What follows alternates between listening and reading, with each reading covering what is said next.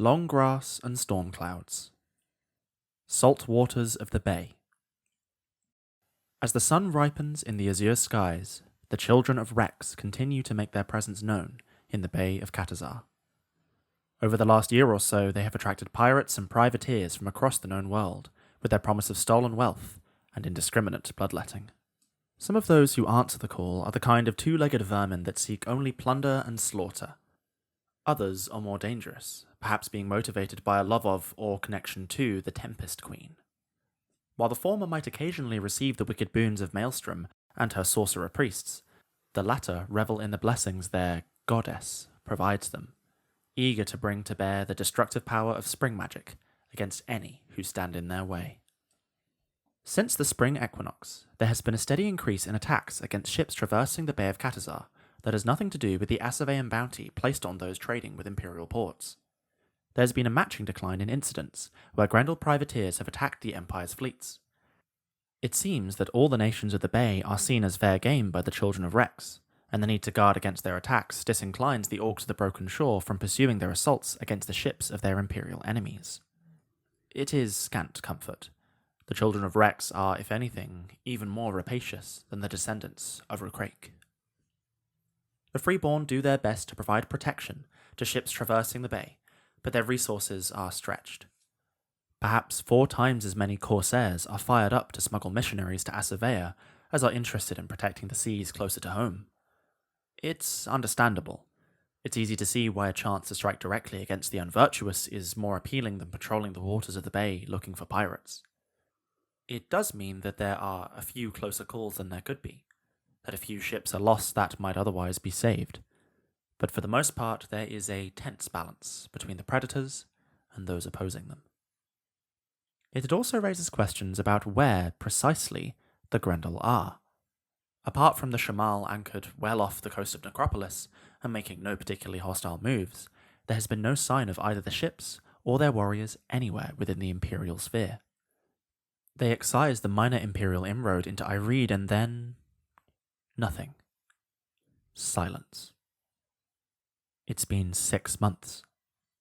What are they up to? On Freeborn shores. There's no repeat of the attack on Oran that took place before the spring equinox. In Feroz, Windlord Saoirse and Commander Fiasach keep their forces at Mora's Rock and along the borders of Morajas. There are no clashes between the Freeborn and the Grendel. The Orcs have more than sufficient supplies to survive without raiding the neighbouring regions of Feroz and Segura. Indeed, there has been little contact with the garrison at all, although rumour suggests that there have been a flurry of messages back and forth between Imperial citizens and the commander. Exactly where these rumours originate is not clear, given that such correspondence is probably taking place via winged messenger. Perhaps it is wishful thinking. Further north in Madruga, the Fist of the Mountains and the Burning Falcon move to reclaim the quiet grasses for the Empire. Once, this was the swaying Jade Sea of the Great Grasses, before it was consumed by the Blight. Now it has been restored, thanks to the surging waters of the Scorio, and a year or more of gentle rains. A profusion of plants and flowers grow here now, and the grass itself is different to that which grew before. It stands easily taller than the tallest soldier, and individual stalks are remarkably resistant to damage. Where the thickets of grass are densest, it is slow going trying to make headway, and all too easy to get lost. The grassland seems to swallow even the loudest sounds, making it challenging for the two armies to coordinate their search for threats and establish routes across the plains. Even the blaring of horns sounds tinny and falls away swiftly over comparatively short distances. It is just as well that the Falcon have been granted the clarity of the Master Strategist, which helps them keep a vague idea of where those soldiers they cannot see directly are moving, especially given that, as most things they do, the Falcon charge straight into the grasses, as if daring them to cause trouble. They spend little time worrying about what is behind them, only what is ahead, leaving the more cautious Fist of the Mountains to ensure they are not flanked or ambushed or lost forever in the gently rippling grasses. There are servants of Janon with the Fist, but they are more subdued than usual. Their curved blades rest in their scabbards, their mood is oddly quiet for the warriors of Firemuse, and their talk is mostly of how the Fist should learn from the example of the Falcon, and put their steady caution aside in the face of the unknown. The servants of Torchbearer also do not hide their disgust at the other creatures that march with the Wintermark armies, the dead of Tasato, inhabited by the spirits of the Winter Realm.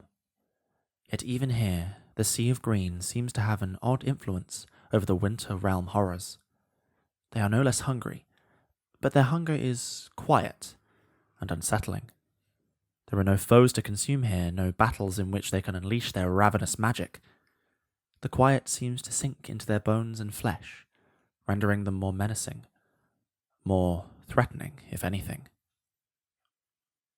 The winter magic used to raise them preserves their ruined flesh, of course, but the longer they seem to spend in the quiet grasses, the more preserved they seem to become. Drier, more aware of their surroundings. Some soldiers talk in whispered tones around the campfire of their fear that the winter spirits are planning something, that it was a mistake to raise this shambling army from the dead of the League, and to bring them into the heart of the dried patrician's power.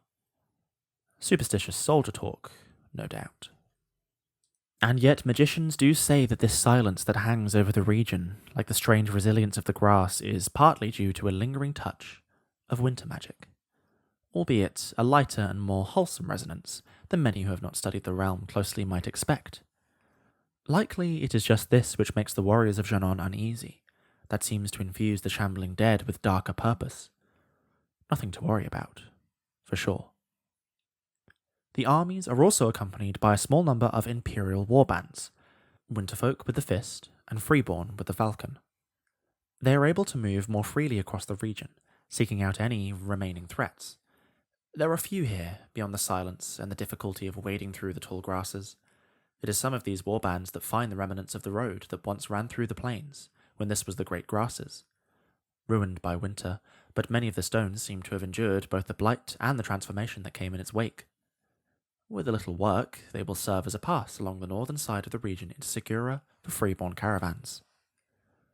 By the time of the summer solstice, the quiet grasses are once again imperial land. This means that Madruga, despite the mysterious magical marsh and the children of Rex dominance of the island, is once again an imperial territory. It falls to the Senate to determine how it will be assigned.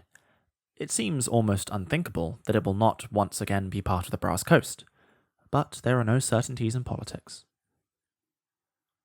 A sudden storm. If the children of Rex are avoiding the Brass Coast, they must be somewhere, of course. While some of the pirates are busy bedeviling ships, they represent only a fraction of that destructive faction. Drinking houses from Bramar to Biori rumble and ripple with speculation. Perhaps they are busy engaging the Grendel along the shores of Attar. Perhaps they are raiding the coastline of the Iron Confederacy. Perhaps they have fallen into infighting and are busy tearing each other apart in the name of their monstrous patron. The answer comes at the start of summer. Bells begin to ring in towers and temples dedicated to vigilance all across southern Sarvos.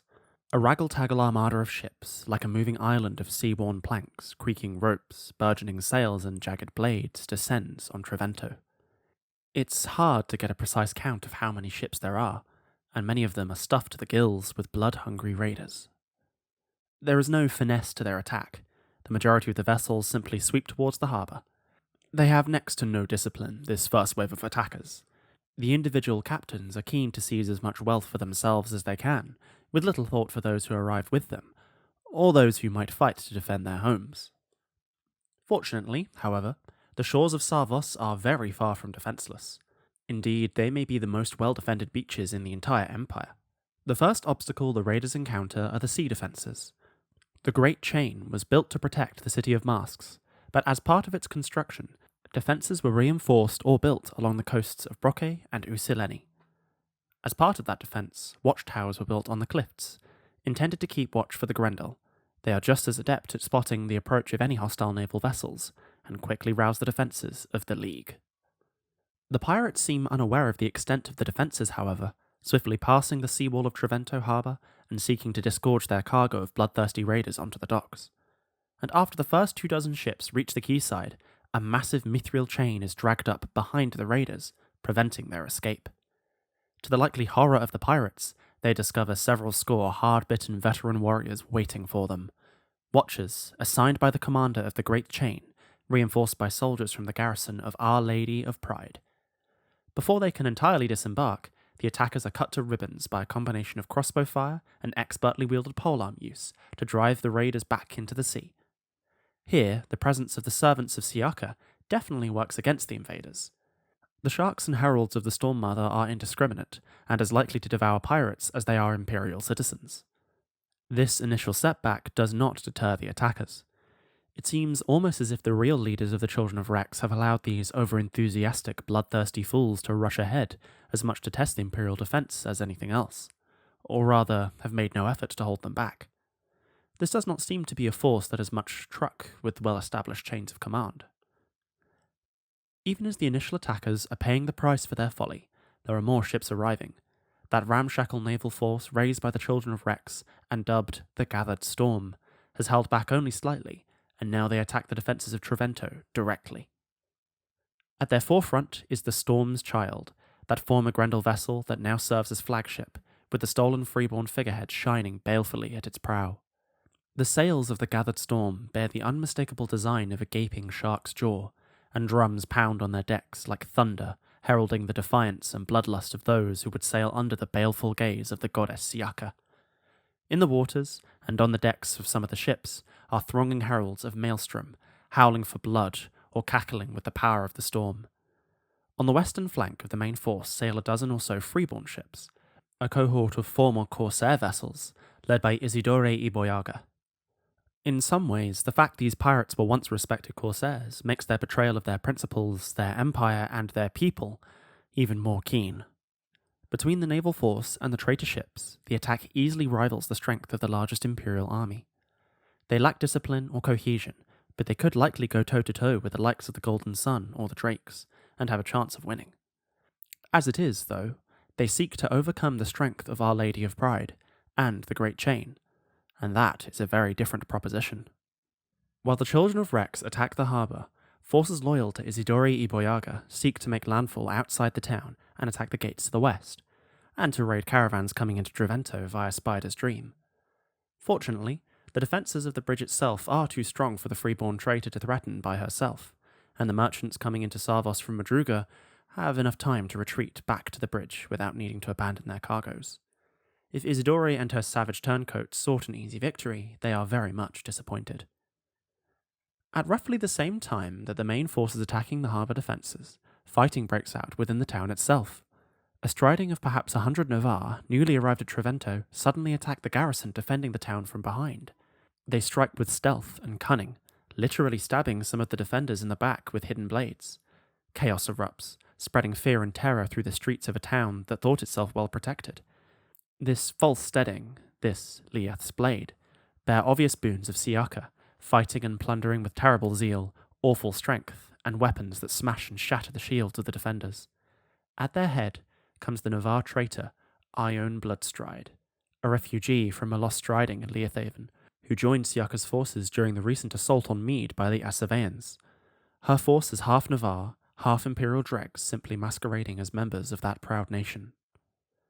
The chaos they inspire might have been enough to break the defences of Trevento, but thankfully the defenders of Sarvos are made of sterner stuff. They respond quickly, splitting their attention between the two attackers, and manage to slay several of the false Navarre, forcing them to draw back. At the same time, the warning bells continue to ring, drawing further defenders from elsewhere in the territory. The people of Trevento might see themselves as rivals of the great city of Sarvos, but that rivalry does not concern the soldiers or the citizens.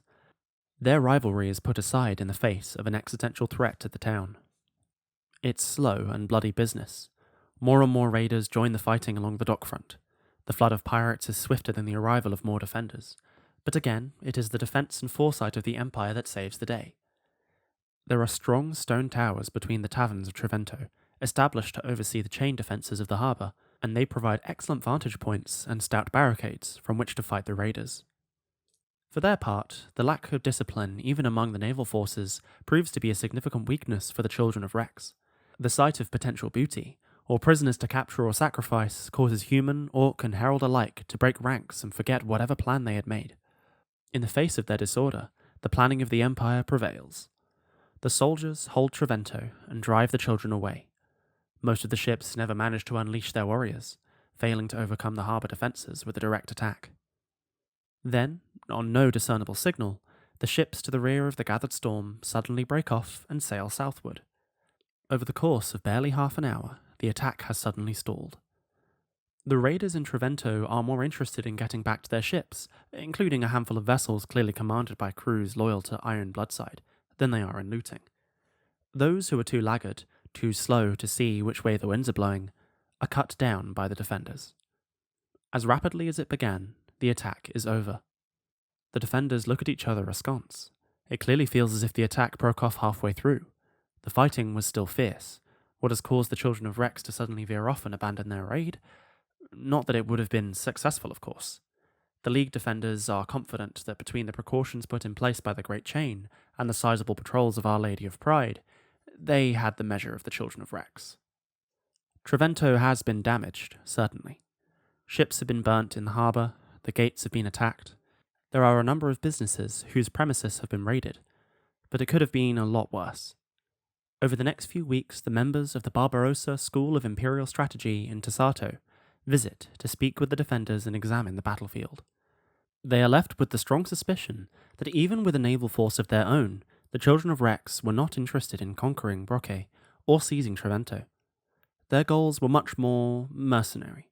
They were here to steal as much of the wealth as possible, but also to do as much damage as they could.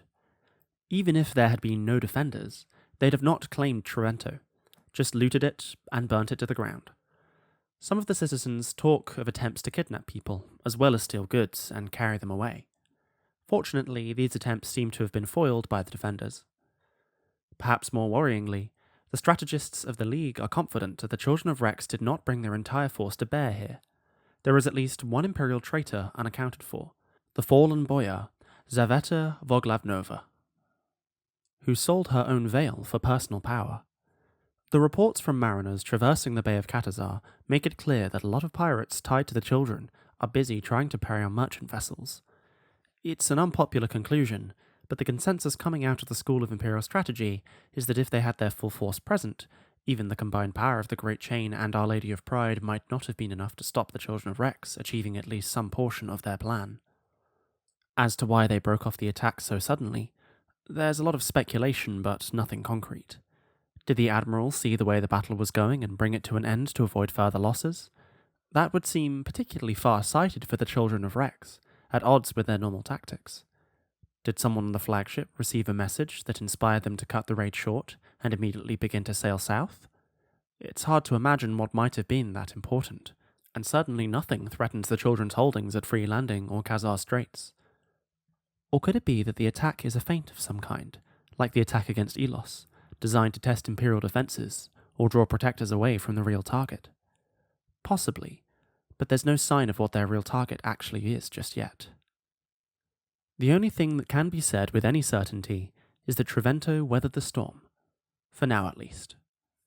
But the threat of the Children of Rex to the entire Bay of Katazar continues, and while it seems there has yet to be a situation where their full force has been brought to bear, this failed attack may well mean the next time they come against the Empire, they will do so in their entirety. Game information. Feroz and Madruga. The Empire has taken the Quiet Grasses and with it Madruga. The Grendel still control Morias. The situation in Feroz seems to be roughly the same as it was at the spring equinox. Commander Firsach and his partner, Windlord Saoirse, still hold Mora's Rock. They are protecting the borders of their domain, and there are rumours of attempted diplomacy. In Madruga, the Quiet Grasses have been brought into the Empire, meaning the territory is again imperial. The civil service will raise an administrative motion on Saturday evening to allow the Senate to assign the territory, unless the senator chooses to raise the motion themselves at an earlier session. The expectation is that the territory will be assigned to the Brass Coast, though there is no legal requirement for this to be the case. Trevento. The Children of Rex attacked Trevento, but were driven off without being able to achieve their goals. Their strategy was to try and steal everything they could. Had they been successful, it would have reduced taxation from Savos. The attack of the Children of Rex included the Gathered Storm, the equivalent of an Imperial Navy, and two significant forces representing fleets loyal to Imperial traitors. The defence was mounted by the Great Chain, which counts as a 3,000-point fortification against shore offensives, and Our Lady of Pride, which provides 6,000 strength protection anywhere in the territory. There was no Imperial military units defending either fort, and neither the navy nor fortifications seemed to have been enchanted. It is the assessment of the school that the children fielded a sizable fraction of their current force, but that they didn't bring everything to bear. If they had, perhaps, 3,000 extra force, they would have breached the defences and been able to at least partially loot Trivento. While their strategy bore many similarities to a plundering order or a shore offensive, their entire strategy was different to that of any other navies the Empire has encountered. The Apulian members of the school, in particular, believed they were not trying to capture any land, only to raid, destroy, and slaughter people.